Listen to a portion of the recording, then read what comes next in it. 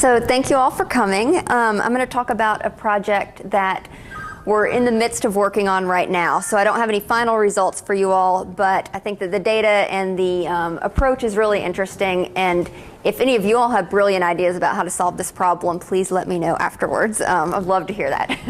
So we're going to talk about the kind of interplay between urgent care, emergency department, and primary care utilization, and how these can be substituted for one another. So like Erin said, I'm an informatics scientist here. And so I'm going to go over some background about our group within Blue Cross, what we do, and who we are. And then I'll talk about the motivation for this project in particular, talk about the data, some of our preliminary findings that have motivated this study, and an analysis plan, and then wrap up with some limitations. When I've practiced this, it's been about half an hour, but every time it keeps getting shorter, so we may be done in 10 minutes. So who knows?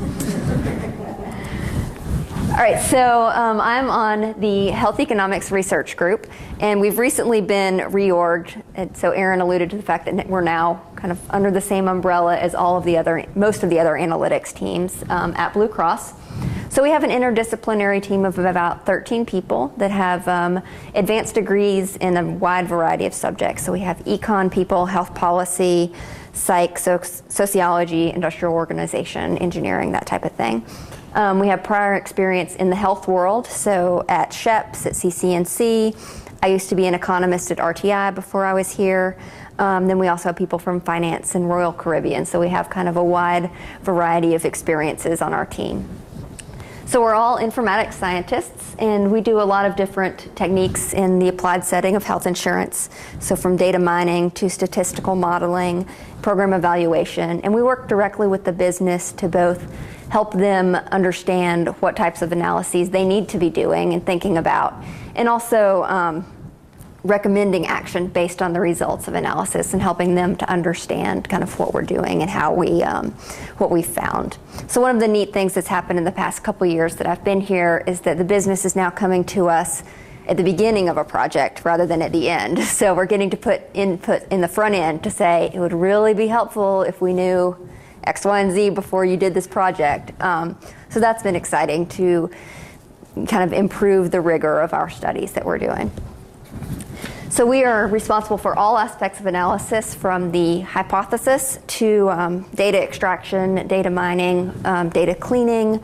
We merge all of our own data, pull it all ourselves, then do the analysis and the write-up and the presentation. So our hypotheses come from one of two places. First, it could be that the business approaches us with a need. So we want to know whether this program worked or not. So we'll go out and we'll find it and present it to them. And the project I'm presenting on here is from kind of an internally generated hypothesis. We were working on a project and saw something in the data that looked a little not what we would expect. So we dug into it a little more and then presented it to the business and said, is this something you'd be interested in finding out more about? They said yes. So that's where this project is. So we've come at it both generating our own ideas and then responding to business needs. So we do a lot of evaluations and operations support. Evaluation, we do medical policy changes, healthcare programs, physician payment programs. So we want to know, are our members who are participating in patient-centered medical homes getting better care at lower costs? As an insurance company, we're obviously interested in the cost of care, but we aren't going to sacrifice cost for the expense of quality. So we look at both of these things when we're doing evaluations. We provide a lot of operations support for network management. So our group is responsible for the analytics behind creating our tiered network structure. So we do the analysis that determines which tier providers get sorted into, and that feeds directly into our Blue Select plan. We also do a lot of predictive models to help identify when events may occur or patients who have certain behaviors. And then also we run a daily stratification on our case management to help identify members who may be able to benefit from the assistance of a nurse manager. So we do a lot of things like this to support. These are kind of our bread and butter operations to support the business. We're moving into more collaboration with other departments, particularly actuary and underwriting and marketing, and just trying to develop a broader scheme of analytics within the company. We're also interested in new models and new approaches.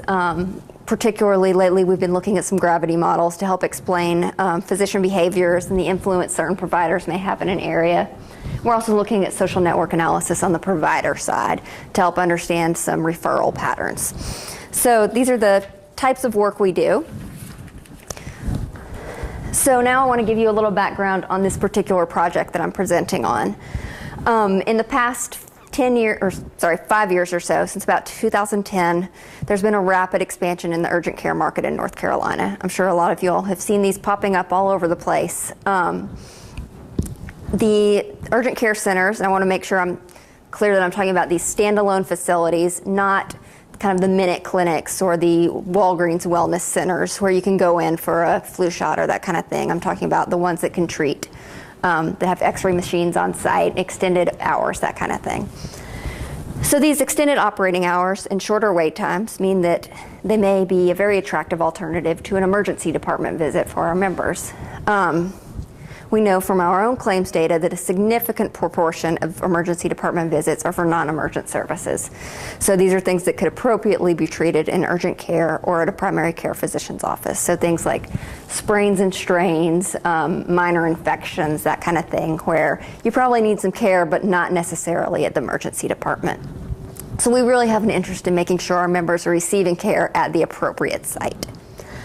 So we want to know, to what degree is enhanced urgent care availability that we've seen in the state in the past couple years diverting care away from the emergency department? So to look at this, we have some data needs. First of all, we need to know claims. We need to know what members are going to different sites of care for. Also, we need to know where the different care locations are within the state. Yeah? Did you include things like the sports medicine clinics that are being run locally? It depends. It's not entirely doc in a box, but these are extended clinic hours that do serve as a competitor of services from emergency rooms. That's where it gets a little tricky because it's how they're built, how they tell us that they operate. So if they are registered with us as an urgent care center, then we're including them as urgent care. But they could be registered with us as a sports medicine clinic, in which case we're not counting that. And that's a limitation. There are also a lot of physicians' offices that have extended hours, particularly pediatricians, but without calling all of these places, we don't have a way to know who actually has extended hours and who doesn't. So kind of the cleanest, most consistent way is to use what they report to us as their specialty, if that makes sense. So we have the locations of urgent care departments or urgent care clinics, as well as emergency departments and primary care physician locations throughout the state. We also have the member locations, so where each member lives, and these are all changing over time. The choices that are available to any member at any point in time can change from year to year, month to month, depending on opening and closing of these locations. So we have claims level data. We have data available going back 7 years. We propose for this study to just use 2010 forwards, partly because that's just a massive amount of information. So for processing ease, we don't really think there's anything going on prior to 2010 that's going to be really different from what's going on now. So at the claims level, we have basically a record for each encounter with the healthcare system. So we know the diagnosis, we know the procedure that was performed, we know the site of care, so whether it was done at an office versus an outpatient clinic versus an inpatient hospital, and we also know the provider. So the provider specialty, the actual provider that we can then link with all of our other files. On the provider side, we have contract dates, so we know when they were part of our network. Then we can confirm those contract dates with claims. So for some of the smaller providers, they may have stopped seeing patients many months before their contract actually expired if they went out of business. So we can kind of confirm when they were actually in operation with us. Also for the providers, we have location data with start and end dates for their main service location and branches. A lot of the urgent care clinics are chains, and one of kind of the quirks of billing is that they'll all bill through the same location. So we don't necessarily know which urgent care center a particular patient went to. We just know they went to one of that type of care. So we have all of the main service location, the branches. These addresses are unfortunately not already geocoded. So I spent the last couple weeks coming up with a master list of all the locations in the state for the past 4 years, and then sent it off to get geocoded and cleaned up. On the member level, we have the plan type. So are they an underwritten member, ASO, how long they've been a member with us, what type of copay level they have, or if they have a high deductible plan where they're responsible for, they have to have coinsurance. Also have their home address. Luckily, those are already geocoded through a product we have, so we don't have to do those millions of records, send those through. So we also have a really handy tool, which is a claims grouper software. And this is a product that's a lot of healthcare companies use. So we feed all of our claims through this algorithm. And then instead of me having to look at all your claims and saying, well, this ER visit and this imaging and this prescription all look like they're for a back pain episode of care, the algorithm will look through all of that and spit out all of the claims that it thinks are related into a single episode of care. So that makes it a little easier for us to identify the types of conditions and the types of visits that we're really interested in. So for urgent care and ER, we're not trying to divert anyone away from the emergency room who really needs to go there. So heart attacks, strokes, great. We want you to go to the ER. But for some of the kind of less emergent conditions, this helps us to identify the visits that may be candidates for a different side of care. So we did a preliminary analysis just to see kind of what patterns were showing up in the data. So this was just a monthly utilization analysis starting back in 2007 up to the end of April 2014. This is a monthly level rather than a member, so it was aggregated. And we looked just at episodes that could be appropriately treated in the urgent care, but could also show up in the ER. So things like the minor infections, strains, sprains, that kind of thing. We were looking at members who lived within 5 miles of any urgent care within selected cities. So we selected some cities based on the urgent care market in that area. So we looked at cities that had established urgent care markets, cities that had a new urgent care coming into the area during that time period, and cities that had no urgent care. And so we looked at the 3 types of utilization: emergency, urgent care, and PCP utilization per 1,000 members per month, and looked at rolling 12-month averages. Interestingly, the emergency department use for these types of conditions is not really seasonal, but the primary care and urgent care really are. Yeah, did you have a question? 5 miles was No. This is just kind of a let's see what we have kind of thing, and that seemed like a tight enough area. And also, since one of the problems with a lot of the urgent cares is that we don't know specific. If you go to an urgent care in Charlotte, you could get billed through an urgent care in Raleigh. So we tried to find ones where we could be reasonably certain about which urgent care that member was actually attending. But no, there was no real justification for the 5-mile cutoff. I have here the episodes we looked at in this preliminary analysis. I'm not going to go through all of them, but you can see they're pretty minor conditions. A lot of these could be appropriately treated, primary care or urgent care. But again, we see a lot of people in the emergency department for these conditions as well. So I want to show you just a couple of slides about the things we started seeing. So this is a city, and I apologize I can't be more specific about the city or the urgent care center or anything like that. But so this is a city in North Carolina where prior to when we started looking at this, so prior to June of 2007, there were already 3 urgent care centers in the area. One opened and closed within the time period, but it doesn't look like it had a whole lot of effect. So this red line here at the bottom is ER utilization over time, and it looks pretty stable. There's not a lot of fluctuation there. The yellow line is urgent care, and you can see it dips a little bit in the middle, comes back up, but seems to be pretty stable. Same with primary care. I just want to point out the scale. Urgent care and ER is on the left, and then primary care is on the right. So in contrast to this mature market where it's pretty stable, This is what a city looks like where we had an urgent care open in March of 2012. You see there's very, very minimal urgent care utilization, and then it just shoots way up.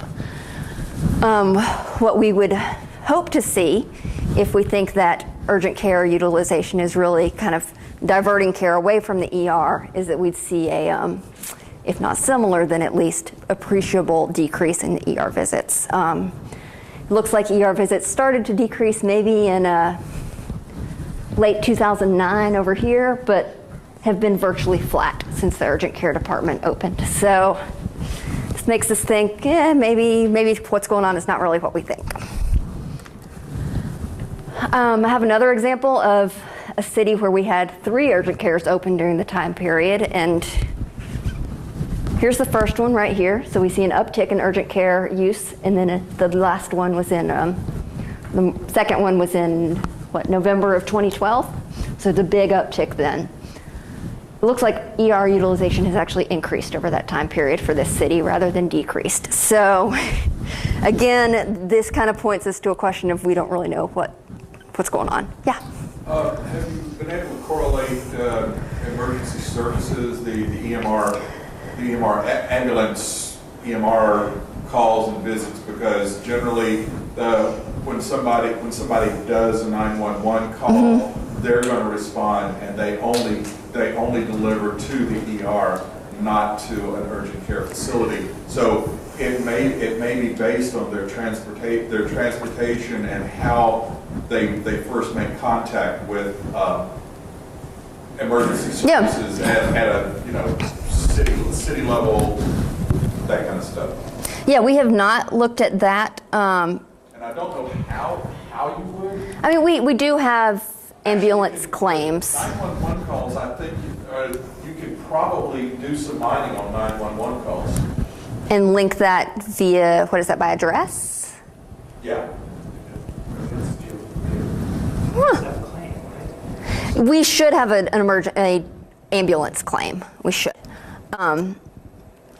Interesting. Yeah, there should be a strong correlation between your ER visit and the ambulance service, the EMS. Yeah, the EMS. Even if you're all people that are more than 5 miles out, you can quite a long track to work. And most people in the ER do not necessarily ride by ambulance. I know, Yeah. but if you do contact emergency services, That's where you'll end up. That's a good point. To the ER. Yeah, and I'll have to look and see what the volume is on that.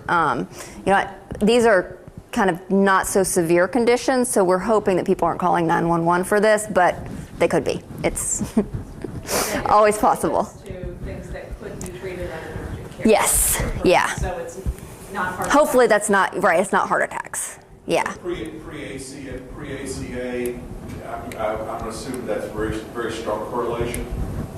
Post-ACA, not so sure. Yeah, and I mean, these are people who had insurance, so hopefully the emergency department is not their primary source of care, but we know that we definitely have members who treat it like a primary source of care.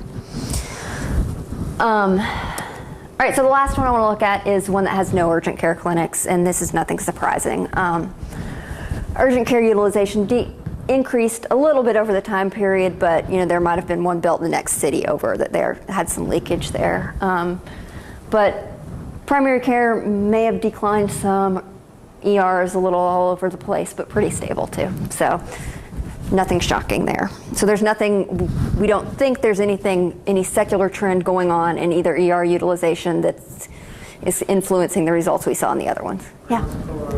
Places that have care, but people are making claims. So if there's 100 people that go there, 75 of them actually put medical claims and so forth. Do you track it? Because that's going to volume as well.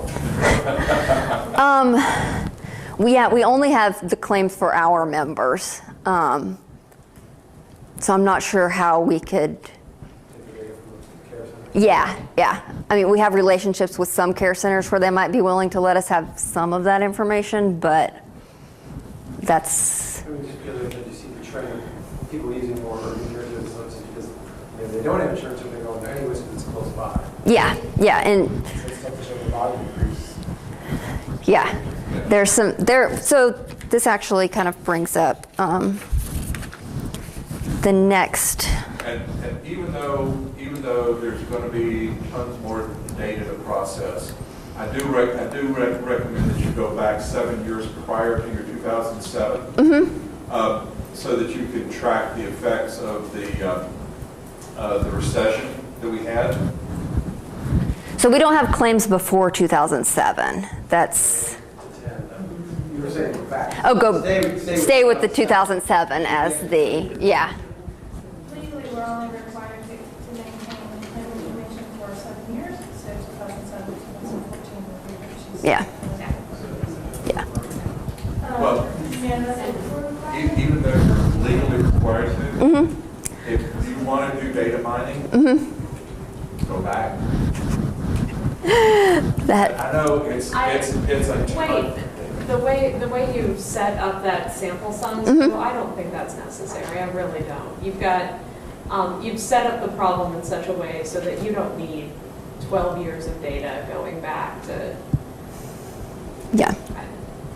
I have a certain amount of confidence in the data the way you're saying. And I kind of have a certain amount of confidence in my ability to convince our data people to retrieve that data, and I don't think that's going to happen. But point taken, that there probably are differences in the way people behaved in 2007 versus recession years versus now. Yeah. So just some conclusions. These are things we've talked about. So findings suggest that urgent care clinics may be increasing demand for urgent care services without necessarily diverting care away from the ER. So there are a couple explanations. We could be seeing urgent care clinics locating in areas that have a lot of need. So maybe these areas are where it's really hard to get in to see your primary care doctor, and so you're treating your urgent care like primary care. So going in if you can't get in to see your doctor. However, we do know that most of the areas where we have problems with provider access or limited access to providers are in really rural areas. And most urgent cares tend to locate in more urban areas where there's a lot of population that can sustain their business. So there may be some of that going on, but we don't think that's the primary explanation. The second way we could look at it is thinking that urgent care clinics could be increasing utilization for services that previously would not have been sought. So the way to look at this is, let's say that this afternoon you develop kind of a sore throat. There's not an urgent care clinic nearby, so you think, all right, I'll just call the doctor in the morning, get an appointment. You wake up tomorrow morning, sore throat's gone, you're fine, so you don't seek any care. But on the way home, there's an urgent care clinic right on your way home, so you stop in, go see the doctor, maybe they give you a prescription, maybe they just tell you to drink some water and take some Tylenol. You wake up the next day, you have no sore throat. So in the end, the outcome is the same, but because you had access to an urgent care center, you sought a visit that was potentially not necessary. So unnecessary visits could create inefficiencies by diverting resources from patients who truly do need urgent care services, or by potentially exposing you to contagious diseases while you're in the urgent care waiting room. We want to keep our members healthy and keep them away from people who are potentially contagious. So we'd really like to keep people away from unnecessary care. So this brings up our analysis question, which is, does increased access to urgent care have an effect on emergency department utilization? We have a secondary aim to look at urgent care access and PCP utilization, but that's kind of a squishier question because both, depending on the time of day and what you're looking for, those could both be appropriate sources of care. We're not as sure about what we hope to find in that case. So we're focusing mainly on urgent care and emergency departments. So our analysis has to consider time, geography, and member characteristics. We know that emergency departments are fairly stable in their locations over time. There have only been a couple that have opened and closed during the time period. Nobody's moved, so it's not too worrisome. But urgent care and primary care offices open and close regularly. They may move, they may open new branches, close some down, go out of business. So there's a lot more volatility in those markets. We also know that our members move within the state. So they're going to face new care options at their new location. Also, members are changing benefit plans, which changes the relative cost of each type of care. Additionally, we need to be able to track where they are in their deductible, because if they've already met their deductible and they're facing a significantly smaller portion of the cost sharing, they may not be as sensitive to cost as if they were facing a larger portion of the cost sharing. Also, if they've hit their out-of-pocket max and they're not paying anything, then cost is kind of probably a less minor consideration in where they seek care. So I'm going to talk briefly about some approaches we considered and then introduce the one we finally decided on. So each of these have pros and cons. The first option we looked at was a multinomial choice model. It seems kind of the intuitive way to look at the data. Members are making a choice for where they seek care based on the characteristics of each option available. We have the both case and alternative specific variables, so we could do a full conditional logit model. We know, their characteristics they would face for emergency department, like the distance and the cost, the ones they would face for PCP, urgent care, so we have all of that information. And the interpretation is pretty desirable. You can estimate the change in the probability of an emergency department visit compared to other visits associated with a decrease in distance to an urgent care clinic. On the downside, this approach doesn't allow us to measure whether or not urgent cares are creating demand that did not exist beforehand. We don't have data on visits that don't occur. There have been some studies that have looked at this topic and have used this method, but they're all using survey data. So they're asking someone, if you have this condition and these are your different options for care, would you do X, Y, or Z, where one of the options is to do nothing? So that lends itself to this type of model really well, where we can say, what's the effect of these different variables on the fact that you might not seek care? So we threw that one out. Next, we looked at a small area variation type approach. This is an established methodology for evaluating differences in rates of healthcare events and utilization over geographic areas, because we do know that there are a lot of differences in the way people use services, even in areas that have similar populations. So this can be due to kind of peer group preferences, physician practices, trends in utilization in areas are different for reasons that we can't always explicitly define. However, we really struggled with how we would define geographic areas for this type of analysis. Relevant areas may be different for each type of care. So emergency departments pull from a broader geographic range than do primary care physician offices. So we couldn't really figure out a way to define geographic areas that wasn't pretty arbitrary, like county lines. People cross county lines all the time to seek care. So we just really struggled with that. Also, that methodology doesn't really make use of the rich information that we have in our data. It requires some assumptions about the likeness of people within the same geographic area, and we know what these members are like. We have a ton of information on them, so we felt like this was overly simplifying something that didn't need to be. Yeah. You mentioned earlier that there's been an organizational change and you're getting a little bit closer to your marketing groups and your other analyst groups. Mm-hmm. That kind of geographic variation actually sounds like something the marketing department offers. Definition of medical service areas. Yeah, and we do have those.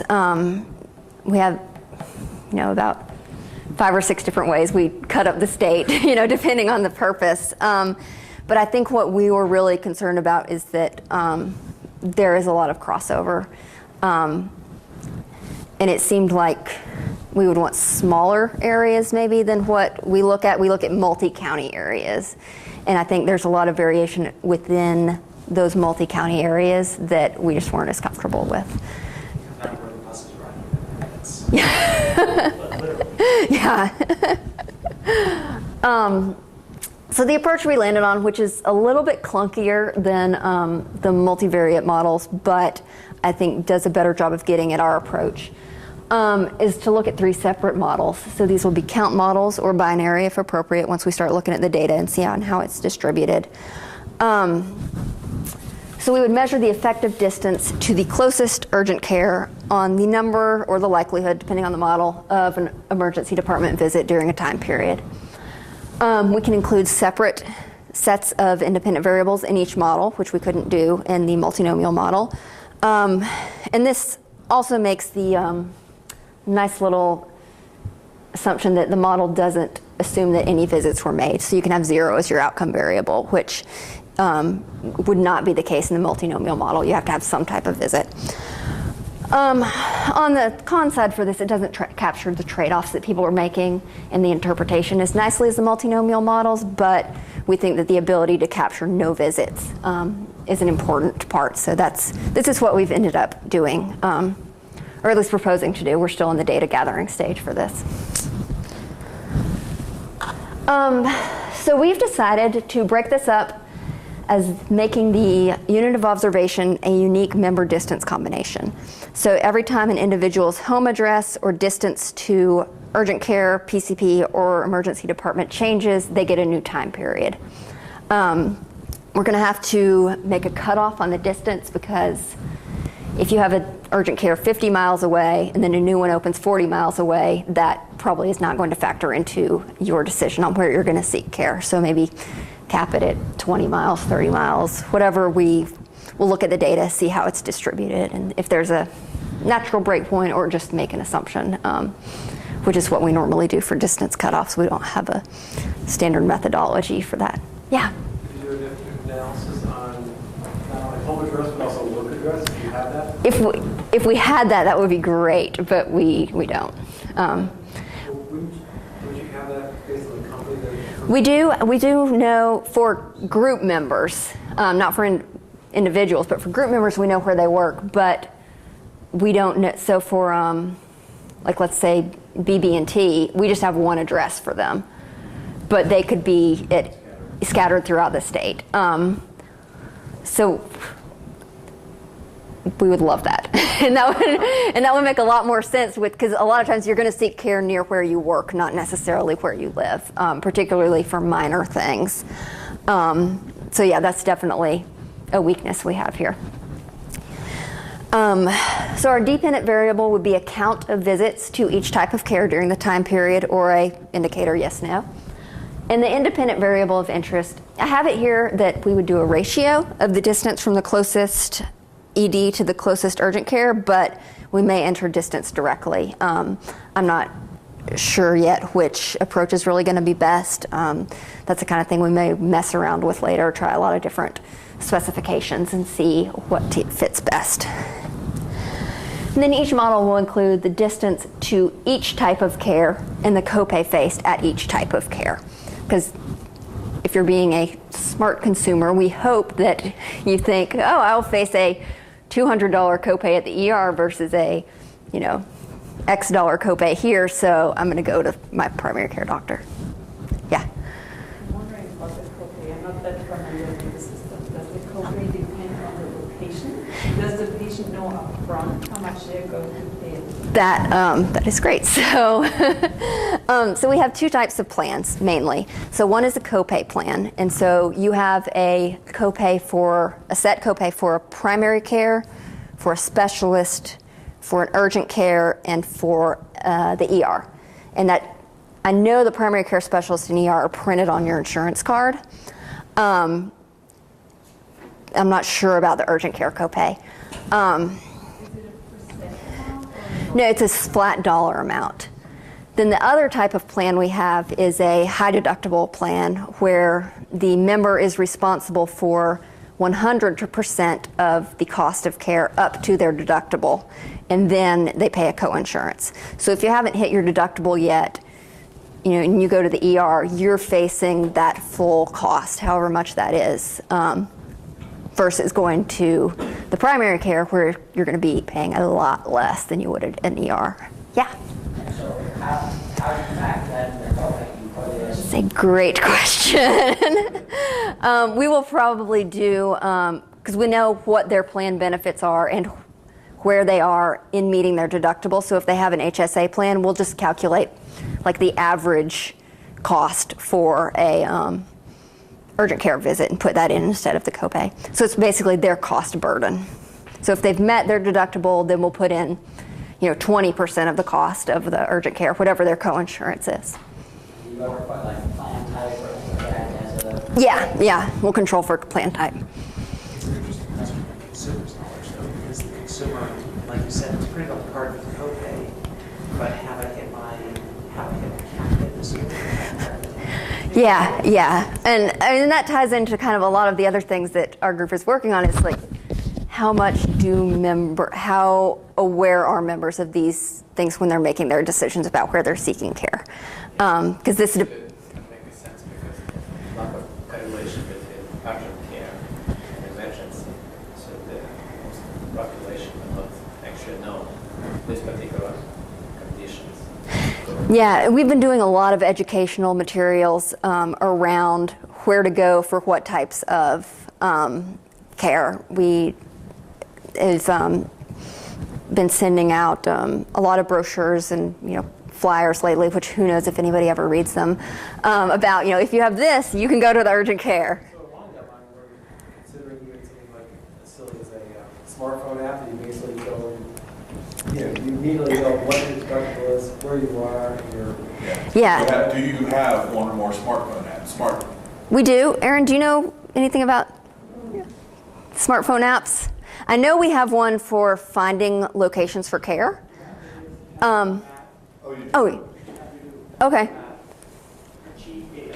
And would you have the query logs for that? We do submit the data to the, but we have a vendor who has the app to be available. But I don't.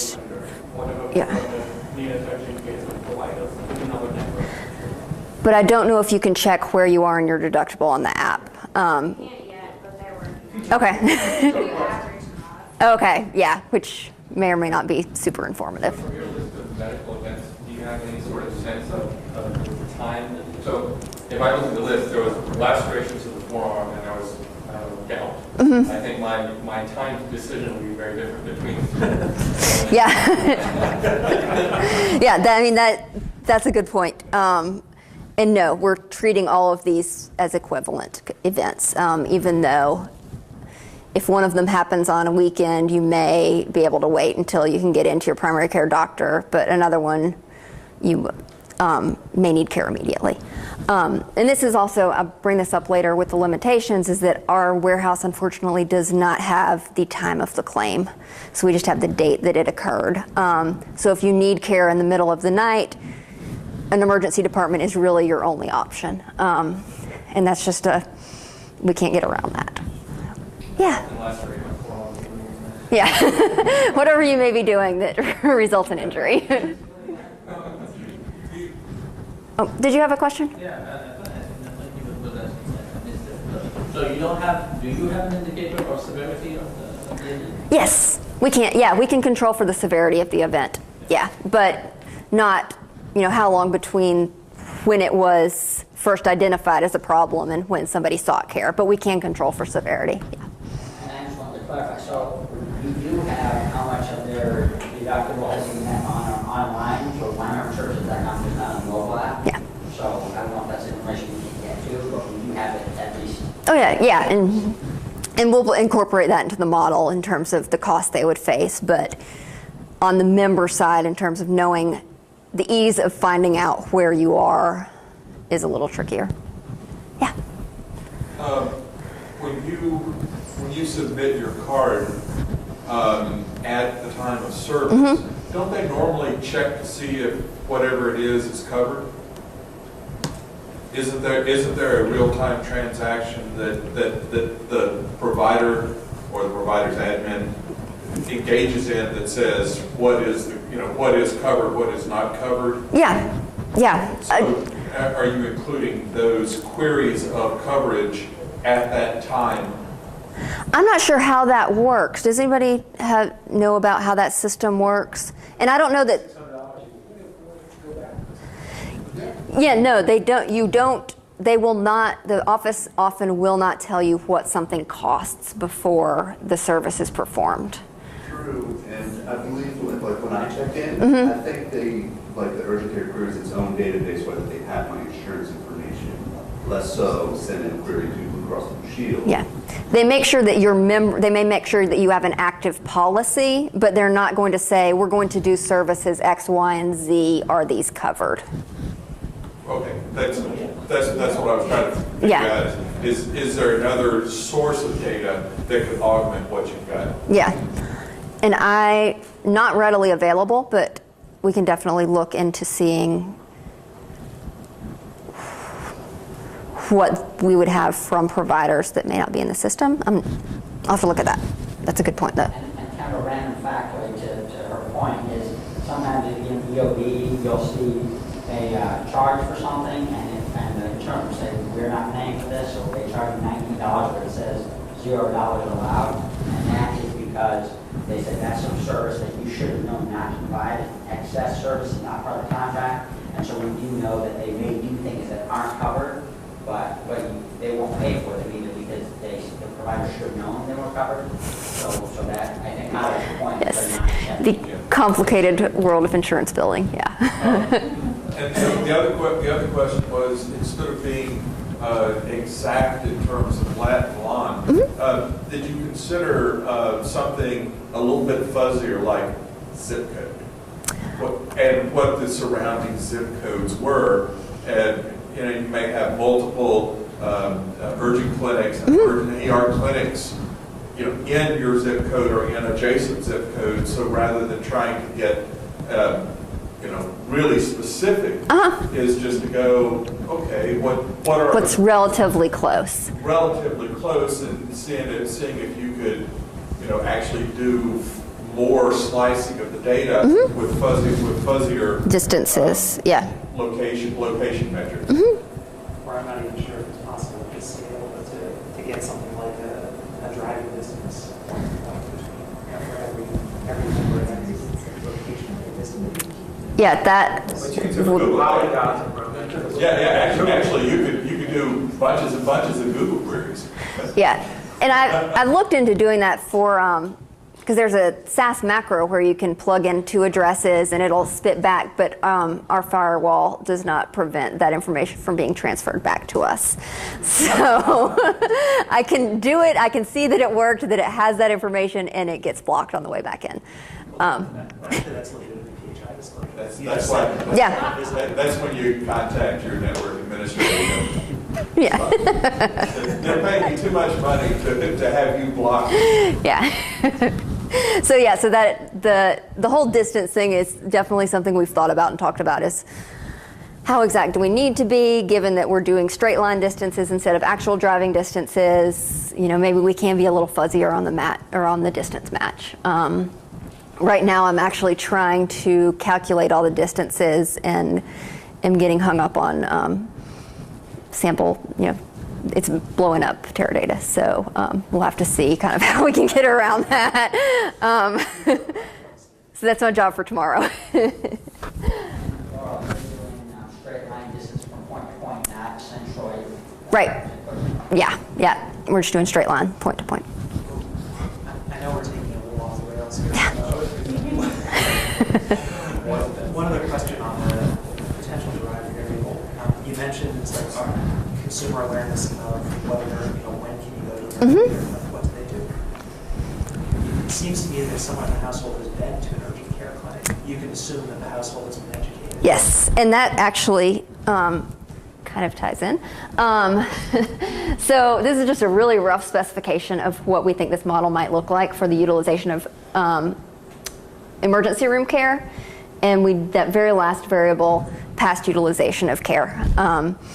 So if you've been to the emergency department in the past, I don't know, it may make you more or less likely to go in the future. But if you've been to urgent care in the past, then it exists, it's an option, so you may be more likely to go in the future. But that's actually a really good point about household, because we do have the information to look at that. Has someone in your household been? We're talking about co-pays. I came from a hospital. One of these hospitals like to tell people how much time they're going to have to wait to go to an ED in Of course, it's going in an ambulance and that could be a car accident, you're going to be triage. Yeah. You're showing up with something. A headache, yeah. You're going to be there for hours. Right. And that, I don't know how you could work that in with this, but anecdotal, there's probably gone to lots of kids, to lots of people, urgent care. And one of the bigger factors is how long are they going to be there? Because we would see that in early work as far as patient satisfaction. When we opened in the ED, people didn't know, and people weren't there, oh, satisfaction is through the roof. Our established ED satisfaction is Yeah. horrendous. Yeah. And we would hear too long to wait, this challenge, this challenge. And I think that's on our side as well as on the urgent care clinics themselves as a marketing tool, that we have to let people know that for certain conditions there are other options. And I hope that people factor that into their decision about where to seek care.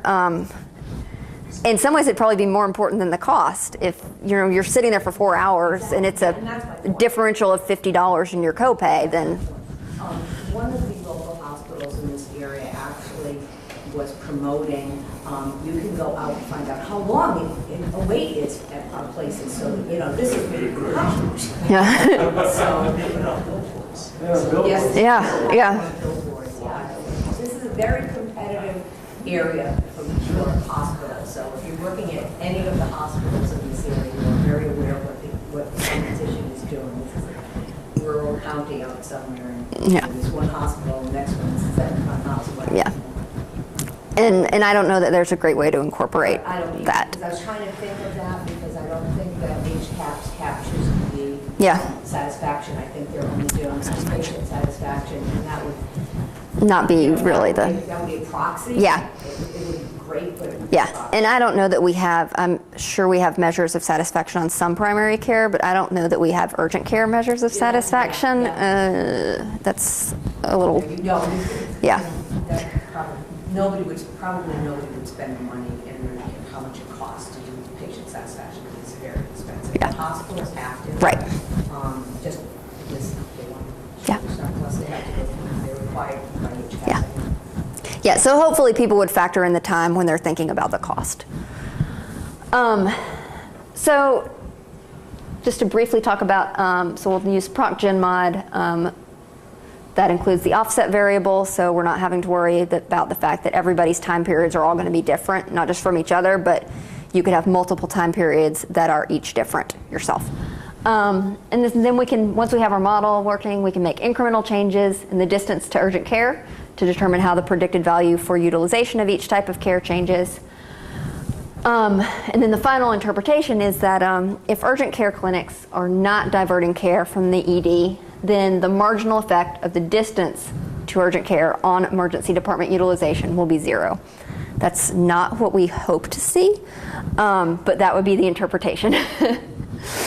So just some quick limitations, and I've already talked about a lot of these. We don't have the time of visit, we don't have the distance to care, the driving distance, but again, for this type of approach, maybe a little fuzzier, might be equally, that might be just fine. Also to note, and I think this is important kind of given the political healthcare environment in the state right now, that the observed patterns we're going to see here are only reflective of the insured population. We're going to have some ACA members, we'll have some months of data in 2014, so we'll have some members who were previously uninsured, even though we don't have a great way of telling whether they're just new to us or new to insurance overall. But we're really not going to be able to say anything about people who are uninsured or people who are newly insured. This is just kind of a insured population. Also, we're not going to look at kids. They're not choosing their own care, and parents may have very different motivations when choosing care for their child versus themselves. So those are kind of just some things to wrap up. And that's all I have prepared. If y'all have any additional questions, I'm happy to answer them, but thank you all for being a great audience. I have some good notes, so I got a lot out of this too. Thanks. Yeah. Can you talk about some of the tools that you use? Sure. Yeah. So we do we pull the data from our warehouse in Teradata, and everybody on my team does different variations of this, but I do a lot of SQL programming to get the data ready and then pull it into SAS. We have just upgraded to a grid system, and we're still kind of in the implementation phases of that, so that should help with processing immensely. And we may be able to do more on the SAS side than just being restricted to working with large data sets in Teradata, because it's a lot easier to do there. But so, Grid is a distributed computing? yes, yeah. So we're really excited about that. So we use SQL and SAS. Those are our main languages. And I don't know if anybody, we have some people on our team who use some WinBugs for some Bayesian stuff, but I've not messed around with that. So we're pretty much a SAS shop. All right, yeah. Can you talk a little bit about your process for getting the data together? Because you said that you started this and you're still in data collection. Yeah. So my first step was to identify all of the sites of care within the state, which was pretty onerous because provider contracts aren't necessarily reflective of the day and end, the first start and end date of when they were open for business. And so it was a lot of verifying with claims, did a lot of Googling urgent care locations and calling them to see if they're still in business, if they're operating under a different name, if they've moved. So that was a lot more kind of manual data collection and data handling than we usually do. So the next thing I've been working on is in SQL and Teradata pulling our membership files together.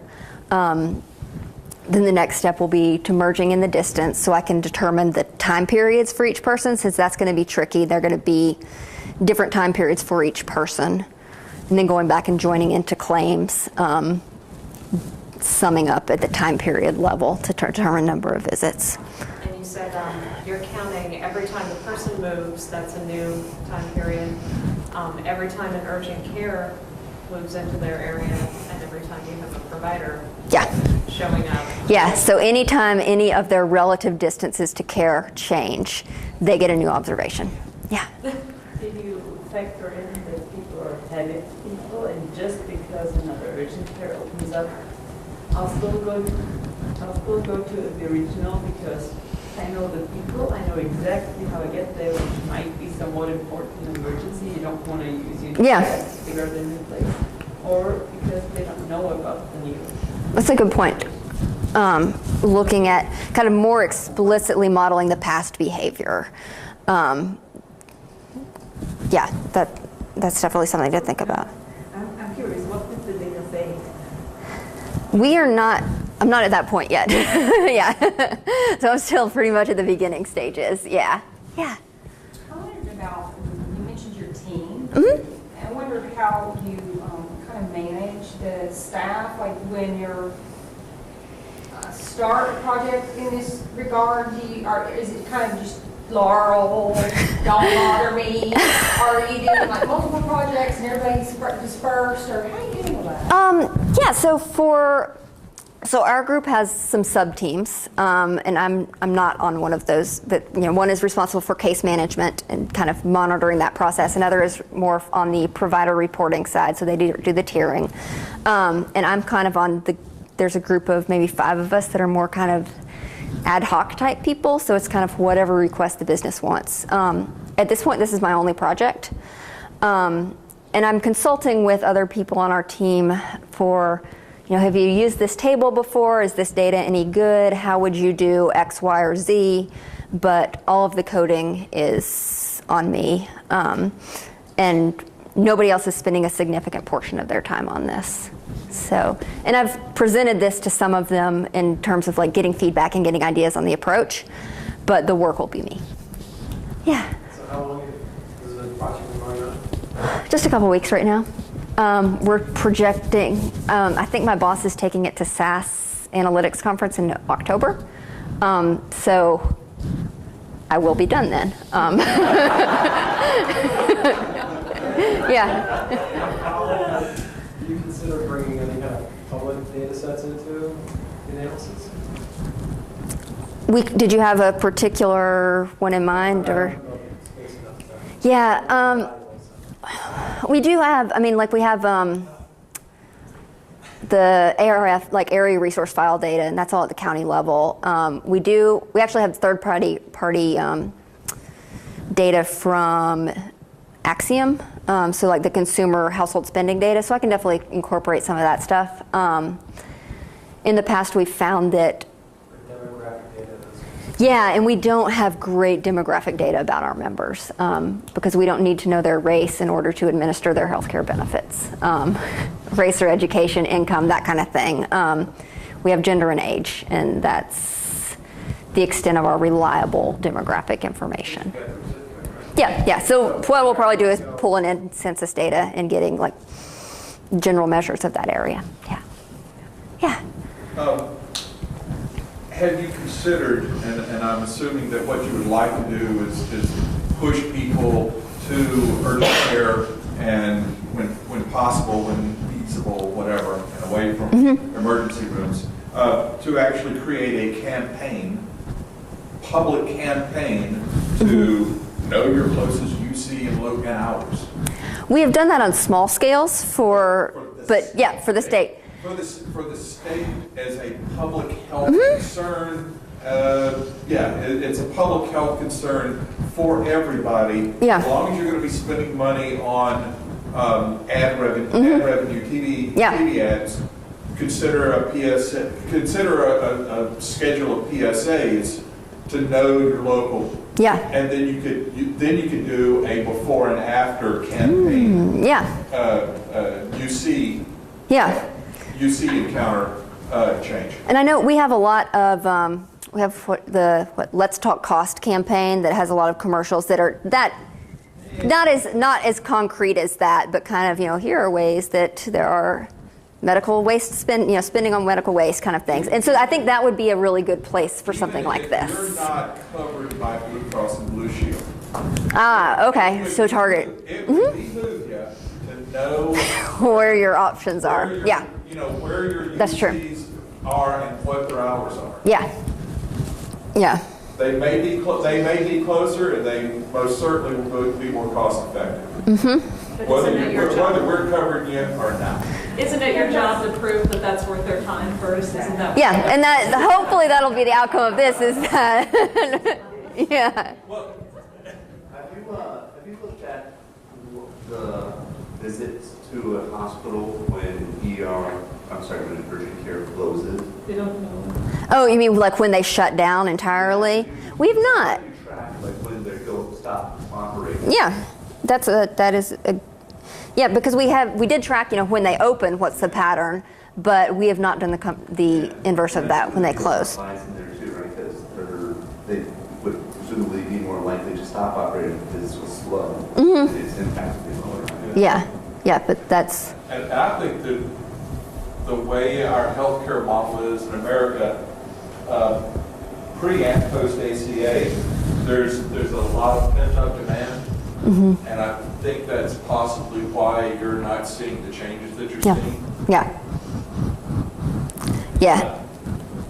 And Laurel, I was just going to make a comment. So we have done some, I probably will call them pilot programs, where we've done mailings to say, here's your closest, like 3 UCs, but not, I don't think on a large scale. Yeah, and it's, again, just our members, which. Right. Yeah. Yeah, but PSA. Everybody. We care about you. We should sincerely pretend to care about you. Let me ask, have you considered whether the patient or the member has a chronic condition? We'll definitely control for that, for any comorbidities that they have. Because that'll greatly influence whether they're going to UC or. Yeah, that I think could, just because you get diagnosed with something, there could be other underlying causes going on that are. Which ER are you going to go to? Oh, really? Which one? Because they refer you to. Because there'll only be certain specialists at certain hospitals. I know for pediatrics, we talk gastroenterologist. Yeah. You're going to do frequency. Yeah. And I think we're hoping to cut down on some of that complication by looking only at our list of conditions that are not these kind of life-threatening emergent conditions. But I think there's definitely going to be, our diagnosis codes are what they are, which is not complete and don't necessarily present the complexity that a member is really facing. So we're definitely going to have, I think we need to look at the comorbidities there. So we'll definitely include that. Yeah, Abir. Is seasonality also an behavior count? We will need to. I'm not sure exactly yet how that's going to. In your model, you said there's a vector which uses member characteristics. Yeah.